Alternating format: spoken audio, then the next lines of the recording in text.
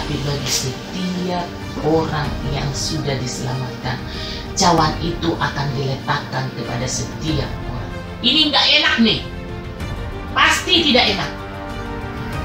Karena kekristenan zaman sekarang adalah kekristenan yang digambarkan hanyalah berkat. Tidak digali bagaimana cawan itu diterima oleh Tuhan. Cawan itu dialami oleh Tuhan. Cawan itu sendiri adalah pergumulan yang dahsyat waktu Yesus.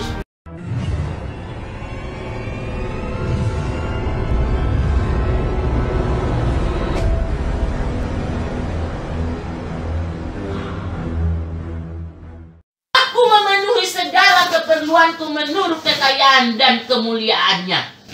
Ingatlah, engkau akan cakap menanggung segala perkara. Yang memberikan kekuatan siapa?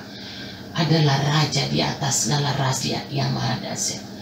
Oleh sebab itu, jangan engkau ragukan keberadaan Tuhan.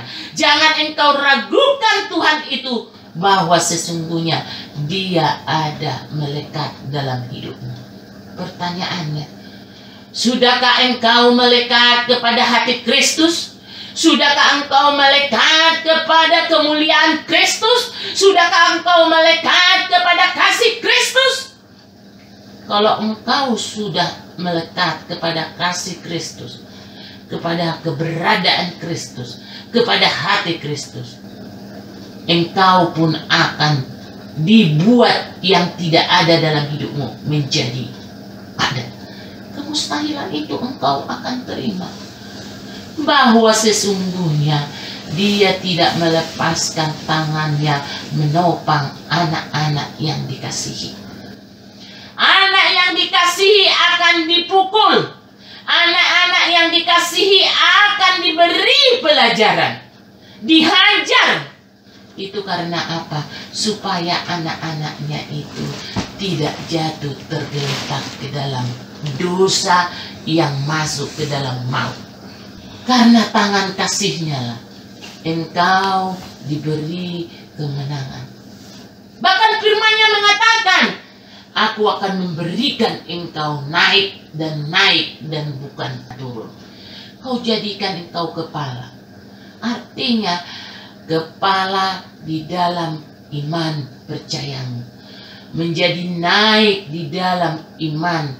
Mungkin kau akan berpikir, oh, aku menjadi kepala di perusahaan di mana aku bekerja.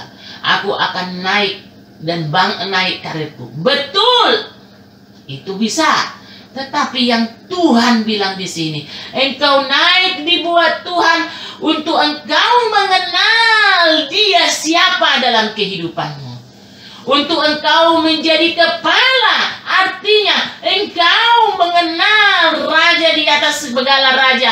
Kepala dalam hidupmu itu, engkau pun keluar lebih dari pemenang. Engkau akan kepala. Baik dalam persoalan hidupmu, baik dalam segala sesuatu pun yang boleh Tuhan izinkan dalam itu.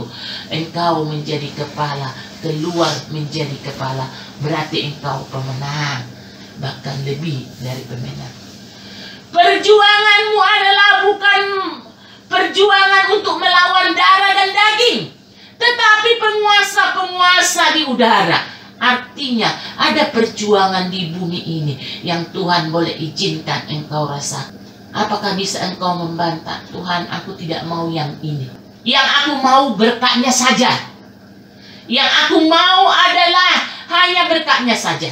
Tetapi ingatlah, dalam berkatnya itu pun Tuhan bisa izinkan, Tuhan izinkan engkau bisa jatuh. Tetapi Tuhan tidak pernah membiarkan anak-anaknya yang selalu saat dia jatuh kembali kepada Dia. Saat dia jatuh tidak meninggalkan Tuhan. Dia tetap kembali kepada Kristus Yesus. Itu yang dikehendaki oleh Tuhan. Maka Tuhan berbicara begini, hai anak-anakku yang berbeban berat, yang letih lesu, yang merindukan air kehidupan, mari datang kepadaku. Aku akan memberikan kelegaan.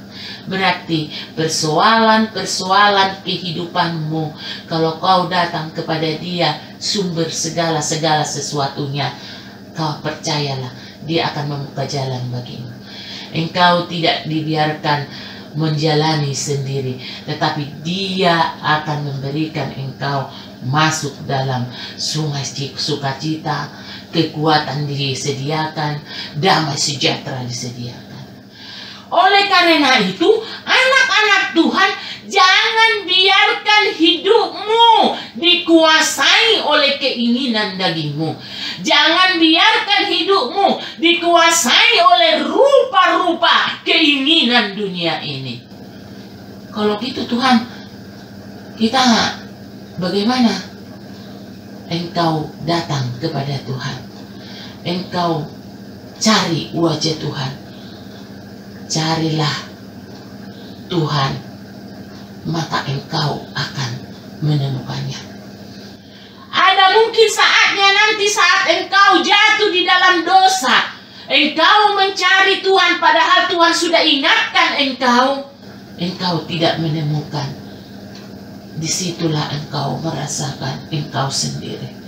Tetapi kalau engkau sudah diperingatkan oleh Tuhan, sudah dikasih warning dari surga, jangan lakukan.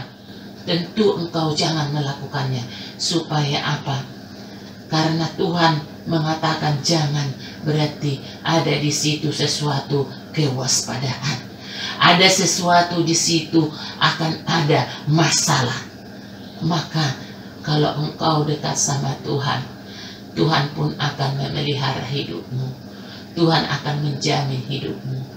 Persoalan yang kau hadapi pun tidak seberapa, karena Tuhan ada di dalam persoalanmu. Kenapa Tuhan mengatakan yang kuberikan itu adalah ringan? Artinya sesungguhnya persoalan yang boleh Tuhan izinkan dalam hidupmu kecil sebenarnya. Tetapi kau menganggap itu sesuatu yang besar karena engkau tidak melipatkan Dia dalam persoalan hidupmu. Engkau tidak hadirkan Dia dalam persoalan hidupmu. Engkau tidak izinkan Dia bekerja dalam hidupmu. Kau lakukan dengan keinginanmu, kekuatanmu. Akhirnya engkau lelah sendiri. Engkau berpikir aku sendiri. Memang mungkin engkau mencapai apa yang kau inginkan. Tapi engkau tidak lagi berkata, terima kasih Tuhan, karena engkau, karena saya. Jangan katakan hal itu, bahwa di dalam kesulitan apapun, kalau kau benar-benar mengandalkan Tuhan, Dia ada dalam persoalan hidupmu. Kenapa? Nyawanya sendiri, hidupnya sendiri, kehidupan seluruh keberadaannya diberikan kepadamu saat Dia mati di kayu salib. Supaya kenapa? Penebusan itu yang diucapkan Allah sendiri tidak sia-sia. Dia harus memberikan korban yang sangat dahsyat, yaitu anak domba Allah. Itu adalah puncak daripada kasih karunia Tuhan bagi umat Tuhan. Itu adalah kasih karunia Bapa kepada umat-umatnya. Kematiannya di kayu salib. Dia pikul. Dia juga saat dia tahu, saat dia menghadapi orang Farisi yang mau menyalibkan Dia. Tertulis di firman-Nya mengatakan sampai berdoa meneteskan darah. Itu adalah keluhan yang sangat luar biasa. Begitulah anak-anak Tuhan. Sekiranya begitu, bahwa engkau ini menghadapi masalah memang sampai engkau mencucurkan air mata. Sampai engkau tidak punya kekuatan apapun. Tapi Tuhan mengatakan begini, kalau bisa Tuhan, boleh lewatkan cawan ini. Cawan itu merupakan suatu ujian, suatu hidangan, suatu makanan, ujian. Itulah cawan kehidupan yang Tuhan berikan. Itu bukan perumpamaan, tapi pengalaman. itu bukan hiasan, tetapi realita yang dihadapi oleh Tuhan waktu di bumi ini.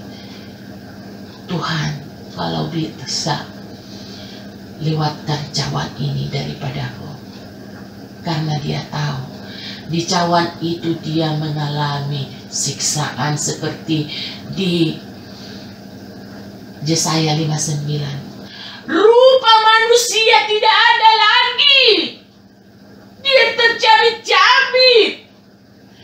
Semua kehidupannya itu, semua tubuhnya itu tidak merupakan rupa manusia lagi.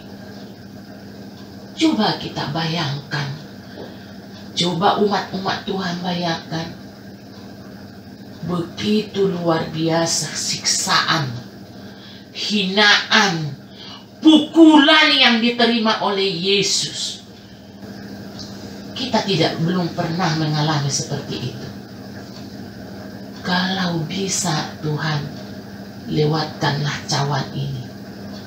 Tapi kalau tidak, jadilah kehendak-Mu. Kalau kita lihat itu, film-film yang dibikin itu tidak seberapa waktu Tuhan dicabik-cabik, dipukul, dinodain, dihina, ditendang, dipaku, itu tidak seberapa. Cawan itu, maukah engkau menjalaninya bersama dengan Tuhan? Ada cawan-cawan yang Tuhan berikan dalam hidupmu. Jangan pernah engkau menolak. Karena dengan adanya cawan itu, engkau semakin kokoh di dalam Kristus. Engkau semakin kuat di dalam Kristus. Apakah bisa engkau menolak cawan-cawan itu? Tidak mungkin. Harus dijalani.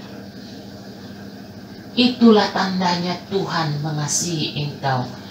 Kalau kita bisa melewati cawan-cawan kehidupan, kita pun akan menjadi lebih dari pemenang. Luar biasa. Cawan kehidupan itu adalah pembelajaran. Cawan kehidupan itu adalah didikan. Cawan kehidupan itu adalah supaya engkau serupa dan segambar dengan Kristus. Karena Tuhan pun menghendaki, jadilah engkau serupa dengan Dia.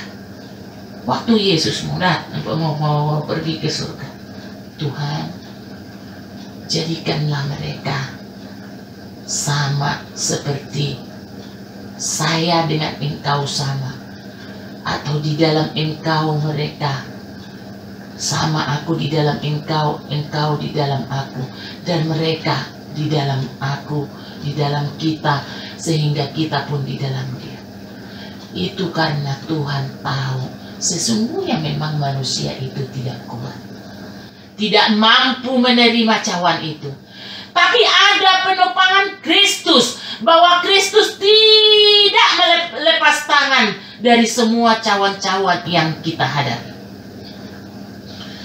Gak usahlah Tuhan, saya mau berkatnya aja. Cawan itu kasihlah ke pendeta, kasihlah ke hamba Tuhan, kasihlah itu kepada penginjil, kasihlah itu kepada pengikut-pengikut yang setia.